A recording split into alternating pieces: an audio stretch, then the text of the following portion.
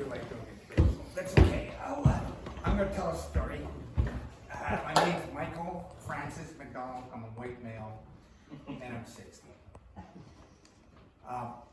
It's a story about the wilderness, and it's got two parts to it. So the first part is I'm on Vancouver Island, and it's probably 1994, 95, somewhere in there. And I meet a friend, and it's deer hunting season, and it's about November. And he goes, can I go hunting with you? I really love venison and everything. I said, yeah, okay, sure, why not? Let's go, I think 10:30 in the morning. Usually get early, but this time, instead of hunting with a bow, I decided to take my 30-30 out and just get a deer because, I had somebody with me, and it was a fast hunt. And I knew the terrain where I was, and I knew there would be deer at that time of the day in this particular part of Vancouver Island. So I go to pick him up, and I pick him up, okay, this is what we're doing, and I'm gonna have you spot for me. So I'll look around when I see something. I want you to spot it while I'm going to shoot it, and let me know what happens after I shoot the deer. If it runs, in which direction, because the shot I made was about 120 yards, maybe a little further with an open sight. It wasn't a scope or anything. And when I picked him up, put him in my truck, and I'm driving a Blazer, a K10 Blazer, 400, small block engine in it, souped up to 4x4 to do this back road stuff. And when I pick him up, he has an axe. And I look at him, and he's got this axe. And I'm going, what are you going to do with that? And he goes, well, I don't know, if a bear comes, so I'll just hit it over the head. And I said, okay, so he puts it on the side, and he's got this axe. He's a British guy from Manchester, England. and his name was Tony. And I'm thinking, wow, okay, no problem. So I put him in the car, or my truck. And so we're driving down, the back roads, and I get to this sort of field, and it has some telephone, wires, right? What do you call those wires? Anyways, the towers with wires on it, okay? Transformers and that. And they're about 100 yards apart. And so I count how many yards are, because I used to woggle with my bow, right? But today we're going with my 30-30. And so I get set up, and we're looking in, and all of a sudden, we're looking, and all of a sudden I see a deer. And I go, oh, there's a deer there. So I take the binocs off, and I can it looked about this big from where I was, With binoculars it was bigger, but by eyesight it was very small, right? But I knew if we went any further, they're gone, So we're far enough away that they wouldn't detect that I was in. So I said, look, see it? He goes, yeah, I see the deer. I said, okay. So I get down in the prone position. I don't know if you guys know what a prone position is, but this is a prone position. So I get down, and I got my rifle, and my hand's up, and I got the butt in, and I'm looking right down the barrel. And I'm breathing, breathe in, and I just blow out slowly. And pull the trigger, boom!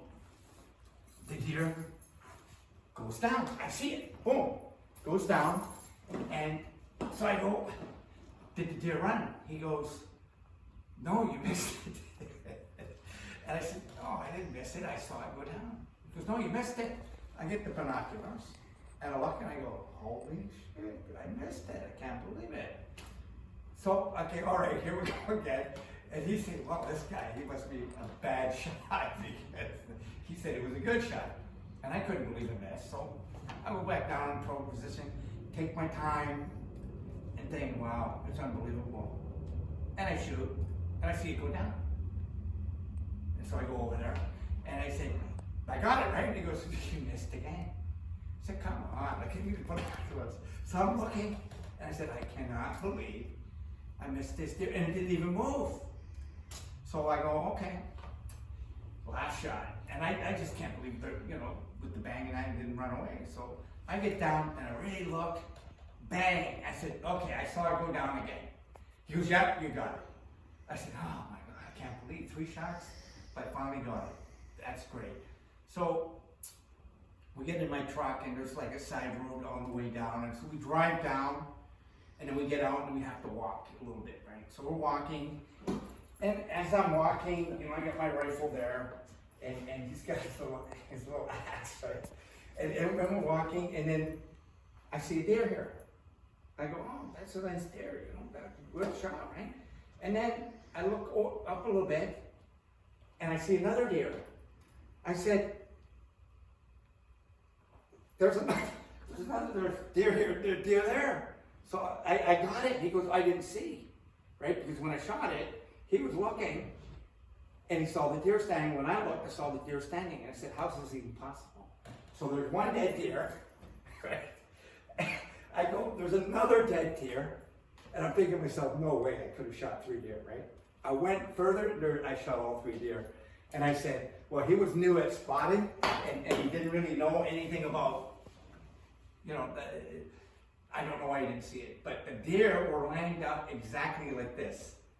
So from here, I shot, there was a deer behind it, right? And I think it faced this way, and I said, oh, it turned. So when I shot that, there was another deer behind it, so it was like a domino effect.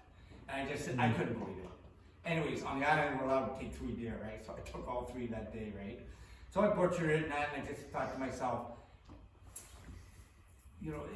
if I was with an experienced hunter, I don't think he would have made that call. So I learned that, he's a novice, a new guy, and if my license didn't hold, it's not a nice thing to do, shoot 3 deers when you're after one.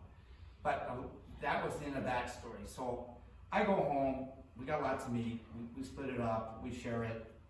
I get a phone call, and I'm called to Alberta. So I said, okay, yeah, I can be there the next day or so.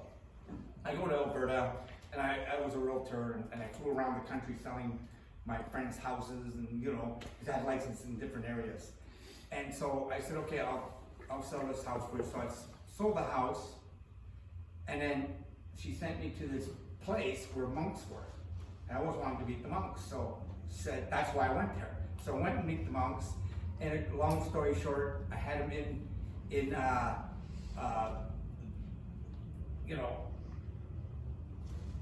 we met, and they said, would you like to go to the Rockies? So we go up into the Rockies, and we're hanging out, and I got a little fishing rod, and I got my, my rifles and my bow, and I get out and I go, oh, so it's time to eat something. I'll catch a fish. And they look at me, no. You can't kill an animal.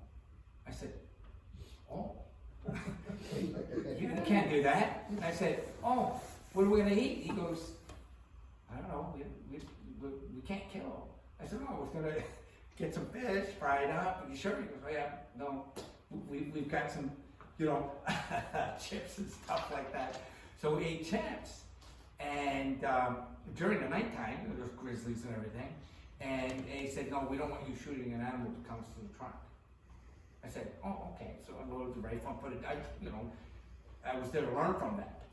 But it surprised me from a few days shooting 3 deer to, no, you can't catch that fish to eat. And then he said to me, he goes, how do you like this tree? And I looked at him, I go, what? He goes, well, how do you like this tree, this dead log? How are you the same as that? And that's how my training started many, many years ago now. That was the beginning of them training me about the 5 senses, about life and death, who am I as a human, the mind and all that. So that's how that came about. And actually the story is the 4x4 truck that I mentioned, I had a truck, but it wasn't a 4x4 truck. I bought that truck when I met the monks because I said we'd like to go to the mountains. And so I found a cheaper truck, like I think it was $1,600, for that truck, which I fixed up later. And that's the truck. I took them into the backwoods, and that's the beginning of not only my not killing animals anymore, but living a different lifestyle. So that's it. Done.